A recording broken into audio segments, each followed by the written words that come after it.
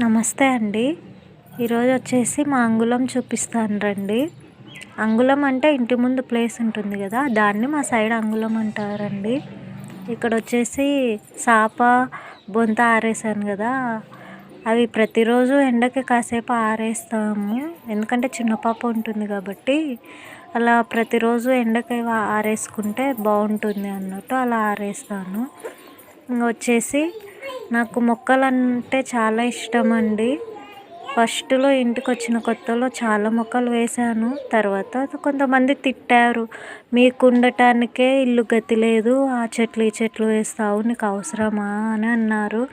దాంతో వేయడం మానేశాను.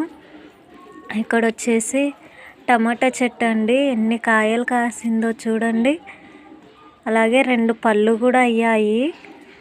మా ఊర్లో ఒక కోతి వస్తుంది, ఆ కోతి ఇక్కడ ఇటు సైడు రావట్లేనట్టుంది, లేకుంటే అసలు అన్ని పండ్లు ఉండవు, అవి ఎప్పుడో తినేసి వెళ్ళిపోతుంది. ఇక్కడ వచ్చేసి చుక్క కూర, ఒక విత్తనం వేసాను వస్తుందో రాదో అని, కానీ ఎంత బాగా వస్తుందో. మాకు ఒక రోజు పప్పులోకి గడిచిపోతుందండి ఆ చుక్క కూర. అక్కడ వచ్చేసి బొడ్డు మల్లెల చెట్టు, ఇక పక్కన వేరే వాళ్ళ ఇల్లు, ఆ ఇంట్లో ప్రస్తుతానికైతే ఎవరు ఉండడం లేదు. అక్కడ బకెట కనిపిస్తుంది కుళాయి, అక్కడనేనండి నేను ఇక్కడ నుంచి అక్కడికి వెళ్ళి సామాన్ తోముకోవాలి, బట్టలు ఉతుక్కోవాలి.